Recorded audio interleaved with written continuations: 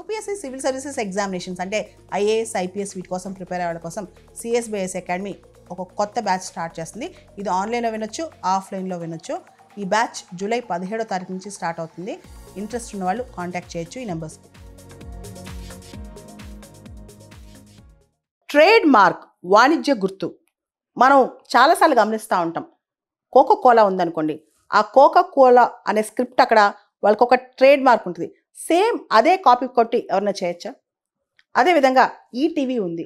ETV వాళ్ళ యొక్క symbol, ఆ ట్రేడ్ మార్క్ అనేది, ఆ గుర్తు అనేది సేమ్ అదే ఎవరైనా కాపీ కొట్టచ్చా? కొట్టడానికి లేదు.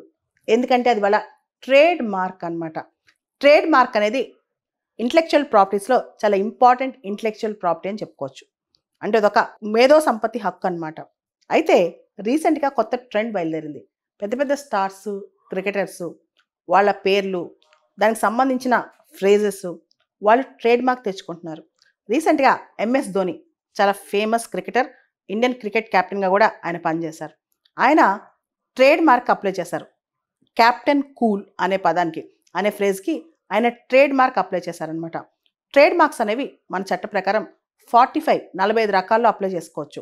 ఈ క్యాప్టెన్ కూల్ అనేది ఒక రకం, అంటే education, entertainment, sporting, cultural activities కింద ఆయన అప్లై చేశారనమాట. ఆయన దాన్ని వాడుకోవచ్చు, ఇంకెవరు వాడుకోవడానికి ఉండదు. ఒకసారి ఆయనకి ట్రేడ్ మార్క్ వచ్చిన తర్వాత ఆ గుర్తు ఆయన మాత్రమే వాడుకోవచ్చు, ఆ ఫ్రేజ్ ఆయన మాత్రమే వాడుకోవచ్చు అనమాట. ఇంకోళ్ళు వాడుకోవడానికి ఉండదు. దానికి సంబంధించి ఆల్మోస్ట్ అప్రూవల్ దగ్గరకు వచ్చేసింది.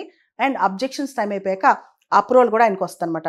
భారతదేశంలో controller general of patents, designs and trade marks, ఇది డిపిఐఐటి ఆధ్వర్యంలో పనిచేస్తుంది అనమాట. వీళ్ళ ప్రకారం ఆ రిజిస్ట్రేషన్ చేస్తారు, ట్రేడ్ మార్క్ రిజిస్ట్రేషన్ అనమాట. ఒకసారి రిజిస్ట్రేషన్ చేసుకున్న తర్వాత ప్రతి 10 సంవత్సరాలకు ఒకసారి మన ట్రేడ్ మార్క్ని రెన్యువల్కి అప్లై చేయాలన్నమాట. ఇలాంటి ధోని లాంటి ఎగ్జాంపుల్స్, అంటే క్యాప్టెన్ కూల్ లాంటి ఎగ్జాంపుల్స్ ఇంతకు ముందు కూడా ఉన్నాయి. సచిన్ టెండూల్కర్ ఎస్టీ అనే పదానికి, విరాట్ కోహ్లీ వీకే అనే వర్డ్కి, క్రిస్టియానో రొనాల్డో CR7 అనే దానికి, అమితాబ్ బచ్చన్ అయితే తన వాయిస్కి, ఉసేన్ బోల్ట్ అయితే తన పోజ్కి ఒక సింబల్గా ట్రేడ్ మార్క్ తెచ్చుకున్నారనమాట. ప్రపంచవ్యాప్తంగా ఇప్పుడు ట్రేడ్ మార్క్స్ బాగా ట్రెండ్ అవుతుంది. మనం చూస్తే ట్రేడ్ మార్క్స్కి కొన్ని ఎగ్జాంపుల్స్ చెప్పుకోవాలంటే బెంజ్ కార్కు ఉండే ఆ సింబల్ ఉంటుంది చూసారా, అది వాళ్ళ ట్రేడ్ మార్క్. అది ఇంకోళ్ళు వాడటానికి ఉంటుంది అనమాట. అదేవిధంగా యాపిల్ ఐఫోన్, ఆ యాపిల్ సింబల్ ఉంటుంది కదా, అది వాళ్ళ ట్రేడ్ మార్క్ అనమాట.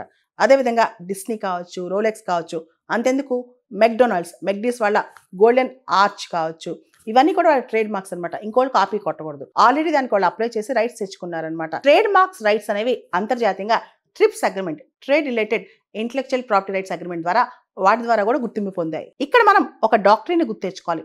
డాక్ట్రిన్ ఆఫ్ ఎక్వైర్డ్ డిస్టింక్టివ్నెస్ అని చెప్పి. ఏంటి ఎక్వైర్డ్ డిస్టింక్టివ్నెస్? ఇప్పుడు మనం క్యాప్టెన్ అండ్ కూల్, ఈ రెండు పదాలు జనరల్ పదాలు. ఎవరైనా క్యాప్టెన్ వాడచ్చు, కూల్ వాడచ్చు. కానీ క్యాప్టెన్ కూల్ అనే పదం చాలా కాలంగా ఎవరికి అట్రిబ్యూట్ చేసి వాడుతున్నారు?